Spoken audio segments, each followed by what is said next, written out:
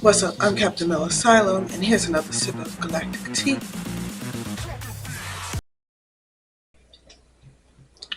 Devil May Cry. I really should have watched the anime again before watching this one. It's okay. I still enjoyed it, but it would have been cool to do that. Demons are the things that grow from our pain. When left to grow, they become destructive. In this world, there is another dimension of other creatures, and the people in this dimension see them as evil. They call them demons. It's, they are somehow some type of offshoot of human. They are very human-like, but they live in a very toxic environment.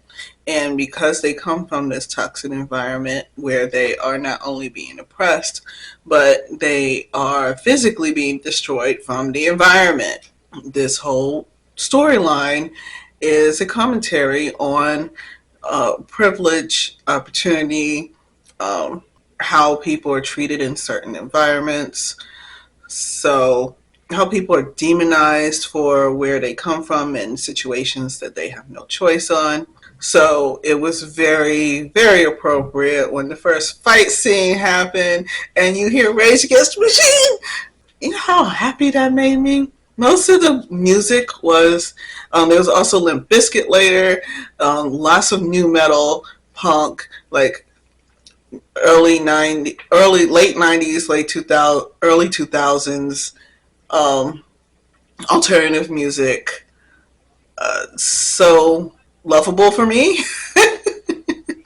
That type of music, especially when it comes to Rage Against the Machine, talking about the situations that a system or those in power have put on others. So good. I absolutely, you can tell I love that. Everyone has some type of trauma where someone they loved they could not protect, or something, they died, somebody went through something horrible, and they are now using, some of them are now using the power that they have, pretty much all of them, to try to keep that from continuing to happen. And whether or not they understand fully what they're doing, because in some cases they are working with the powers that oppress others. And this is an interesting dynamic because a lot of times, especially in something kind of shonen, especially growing up when I was younger, but I wasn't that young when I first saw Devil May Cry. I was an adult. It was during the summer when I was off from teaching. Uh, it often we just see good guy, bad guy, fight. Whereas everyone is an anti-hero. No one is like, no one with authority or power that's using their power is truly a good guy. No one who's protecting others is truly a good guy. And it's very realistic. Like, you can't, we have no perfect heroes. And in this case, especially with Dante, and I was expecting to see more pizza for some reason. Um, he's not perfect. He knows he's not perfect. He doesn't know some aspects about him that's kind of important, that he finds out in the story. Not going to tell you. But he's so human, pun intended. We get a villain called the White Rabbit.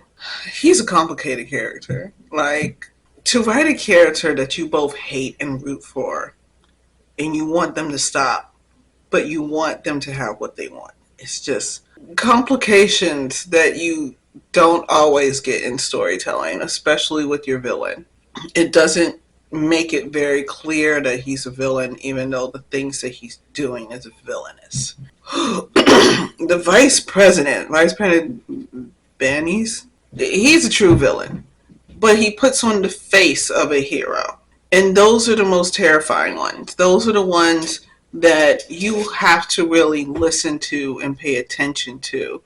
And not just the way that they say things, because they're going to make sure that they say things to the public is kind and nice and on your side, and then all of their actions, and it will be undertoned in what they're saying, so nice, so agreeable, but they're, if you really truly pay attention to them, they're your doom.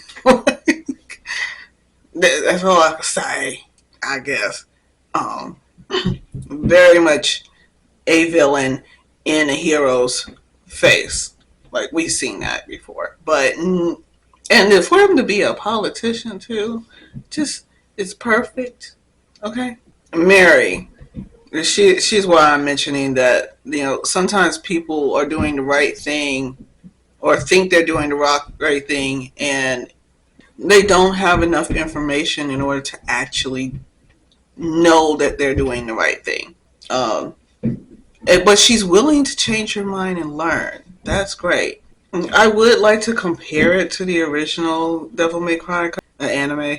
I'm gonna say I would like to compare them, but I didn't do that. I watched it a while ago, and I'm now making video, and I still didn't do it. I've watched lots of stuff, so I really enjoyed it. If you want to watch a story like most shonen about people fighting with powers and they got trauma, this is another one. But uh, there's a lot more politics involved in it, and the parallels that it showed, the speculative aspect of it, I think is deeper than we get from a lot of other shonen. Most shonen is just based on the trauma, and because of something that's happening in their bigger world, they have to deal with that trauma while working with something else going on, and probably working through their trauma while they're going through that. This is so much more complicated, and it has new metal. If you've gotten this far in this video, you may enjoy the Voices in Hyperspace, where me and some friends get together and talk about science fiction. I also have a book called Unrooting the System, available on Amazon. Go get yours. It's also on Unlimited, so if you want to read it for free, you can.